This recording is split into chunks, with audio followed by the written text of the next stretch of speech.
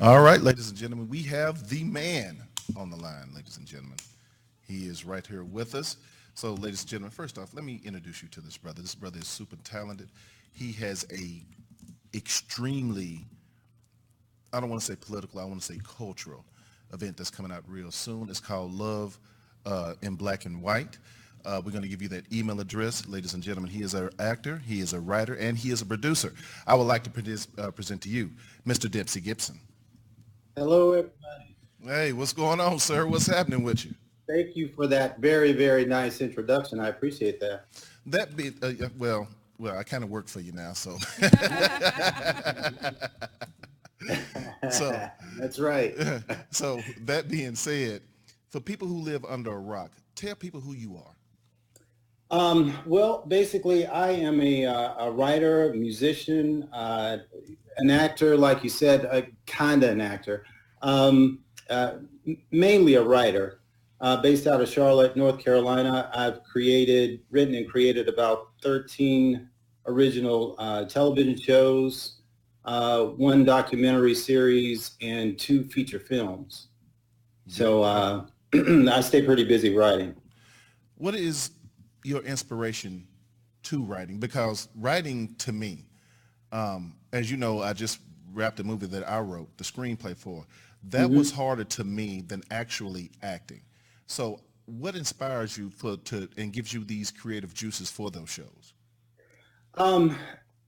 Anything and everything, honestly. I can go out and just people watch and get several ideas for television shows. I've written a show called Still Crazy After All These Years, and it's about my mother and my aunts and uncles growing up in the South in the 40s and 50s. And I got that, I was inspired to do that just listening to their stories. You know, they would come in and talk about what it was like growing up in actual Jim Crow, you know, in the South, in the Jim Crow era. Right. And I got a lot of inspiration for that. So that's where that series comes from. Anything and everything inspires me. So how did you get started? Did you go did you do this in school? Like me, I just wrote. I didn't go to school or anything like that. I actually started writing music when I was about 10 years old. Okay. And I did pretty well at that. And from there, I just started writing, short stories in high school and junior high school.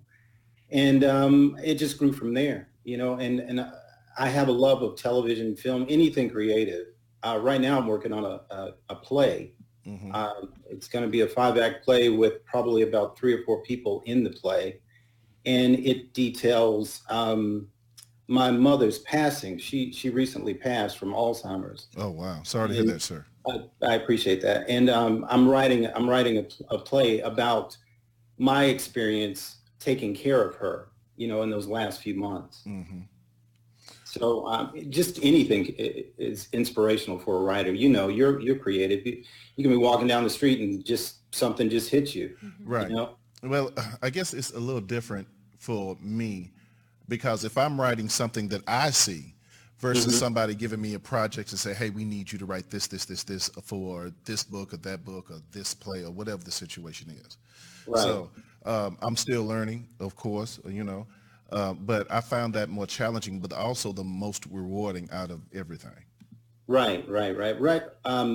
It's funny you should say that about collaborating with people. I'm working with Marquise Moore on his new show. He's got a show coming. Well, he's trying to get it out. It's called not Snowfall. It's called Fight For It. And he contacted me through Candace, my agent. Shout out to Candy Rain. Yeah, definitely. And we've been working on scripts for that. It's going to be a really, really good show. He wrote it and created it, and he pulled me on board to help him write it. Well, thank you, because now I can get in Candy's inbox. So you need my demo reel? I think she's already got it. She told me about you. Yeah, well, she did, because I've been hounding her. So what would you tell people but this is okay. This is kind of off subject. I think there is a tremendous gap with African American writers in places of prominence where their stories can be heard. So there's a lot of struggling writers out that way. What would you tell them to keep them inspired when times are a little tough, when they keep getting that rejection over and over and over again? Well, the rejection is just the part. It's just part and parcel of the business. I mean, whatever facet of this business you get in, if you don't have thick enough skin to get rejected and keep swinging, you might as well just stop. But my advice would be to just never quit, just keep writing. I mean, there are hundreds of people that you can link up with. There are thousands of ideas that you can keep coming up with. Everybody successful that I know was turned down by at least 10 people. Dig it. When the Beatles were turned down by every record label in the country, and even Capitol, the ones that actually signed them, turned them down originally. So you just can't quit.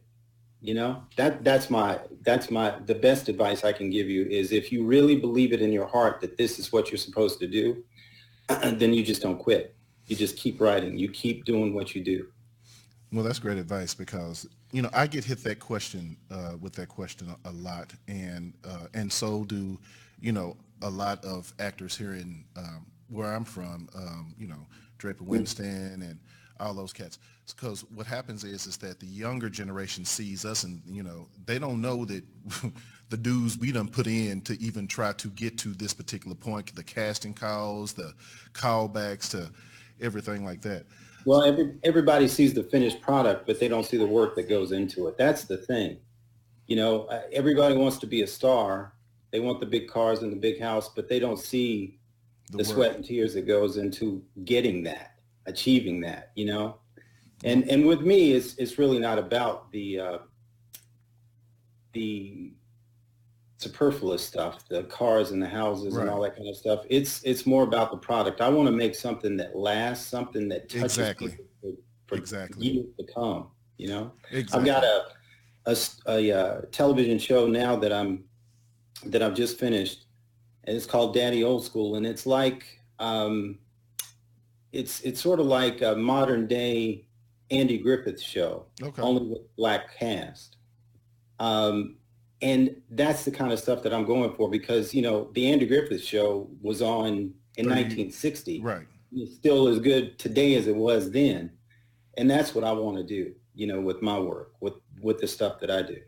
Where's all this stuff coming? When is all this stuff coming out? Because we would love to support you and follow you and, and everything. So when is all this stuff coming out? It's coming out soon. Love in Black and White is it's being reviewed now by several networks. I can't really say who.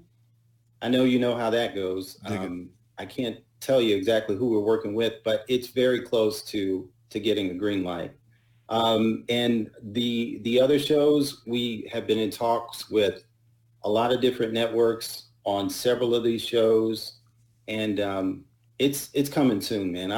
I'm going to come to Dallas and do your show live. Yes. When we do the release party, because it's going to be a big deal. It's going to be huge. It's going to be huge. And speaking of Love and Black and White, what made you decide?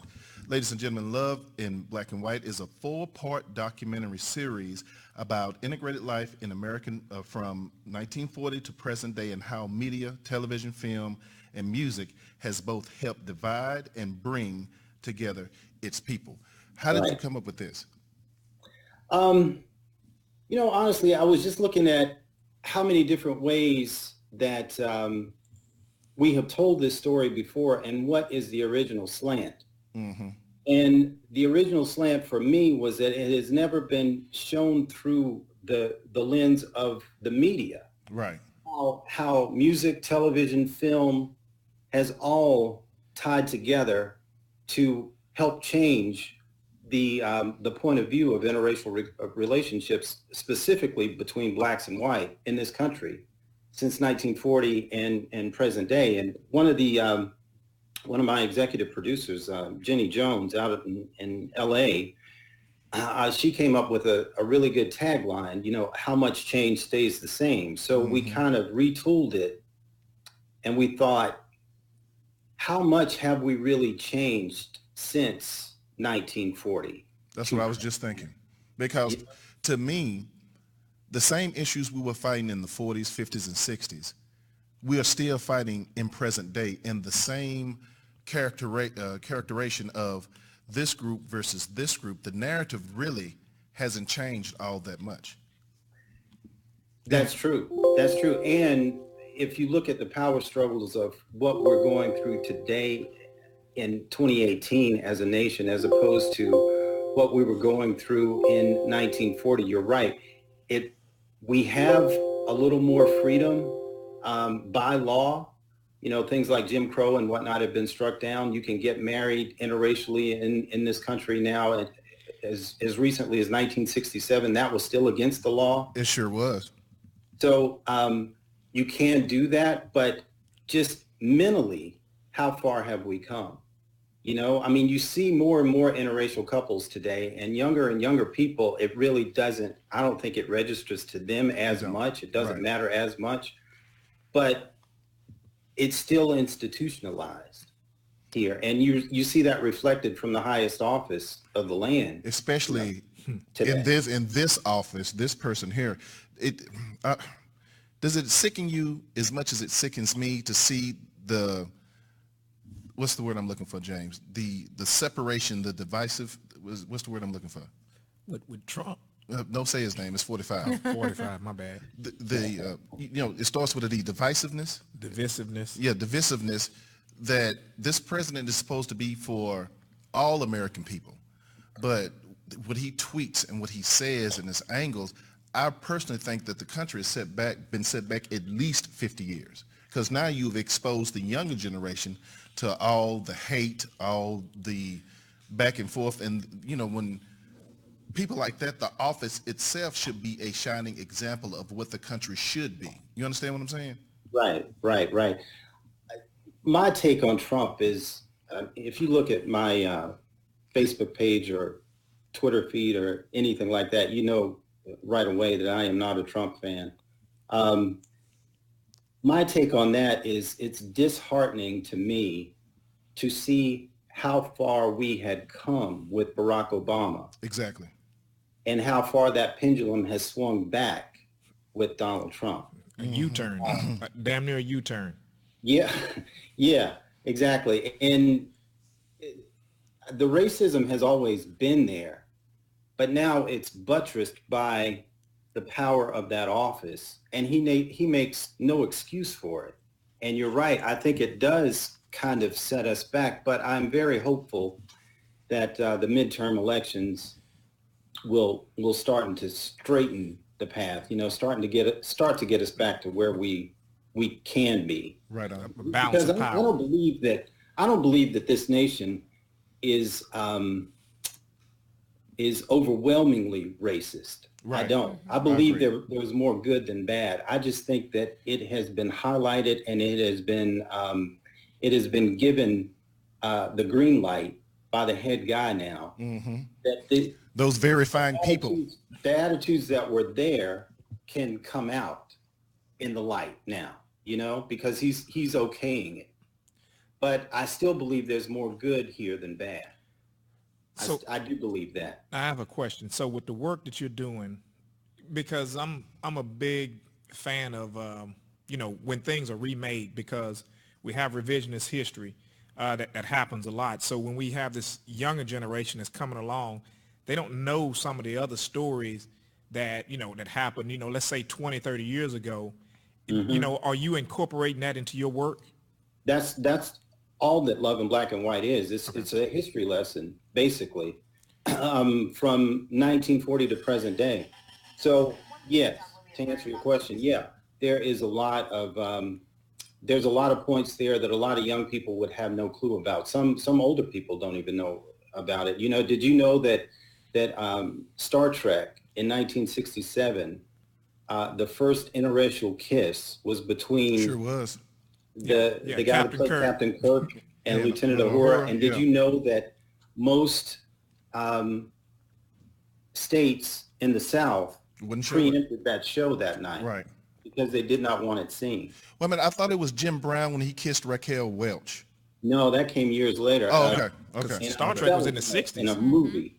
Yeah. But on television, that was the first interracial kiss. And to think that was game changing, and Yeah. and It now was taboo. Well, no, it's game changing. It's like, and now it's kind of like it's no big deal. But I think that when people come in, it's no concept of history and the things that people have gone through just to get to this point, to even have a minute voice. So do you run into trouble when it comes to like funding for your projects, or you think you're limited in your creative ability to tell your story the way that you want to tell it? No, interestingly enough, I get a lot of people that we talk to now that are we just got a letter today from a producer out in LA who saw the trailer and said that funding should be easy for us to get because this story needs to be told just like we envision it. Mm-hmm. Okay. And I haven't gotten anybody to say something negative about what we're trying to tell with the story. So, no, we've been lucky. We've had a lot of really, really good response, Ladies, from networks and independent producers. Ladies and gentlemen, once again, to go see the four-series docu-series, the four-part docu-series, go to www.loveandblackandwhitemedia.com. Sir, can you please tell people how to follow you? Oh, you know what? Type in my name, Dempsey Gibson. Just do a Google search, and all my social media pulls up. Right on. It does, because I just did it. His IMDb, everything just pops right up. Right, exactly. Well, that being said, sir, we want to thank you for your time tonight. It has been truly inspirational. And I'm going to hold you to your word. When Love and Black and White, we will be expecting you here in studio. Oh, we're going to do a tour. We've got about 10 cities that we're going to go to and have like, an open mic kind of roundtable discussion in each city. And Dallas is one of the cities that we want to come to. So definitely we'll show up. And not only that, sir, personally, again, I want to thank you for the opportunity that you provide for me for this project. I can't tell you how anxious I am to get started on this. And first off, will you please tell my co-host that the voice is dope? It's not. It's a purely dope. It's a matter of opinion. They are always dissing me, and I know I have the skills that pays the bills. It's The not. voice is on point. If you didn't have the voice, you would not be working for me, bro. I can tell you that. Thank you very much. Thank you very much. Yeah, I guess everybody has their own lane that they can drive in. It's cool. There's enough room for everybody.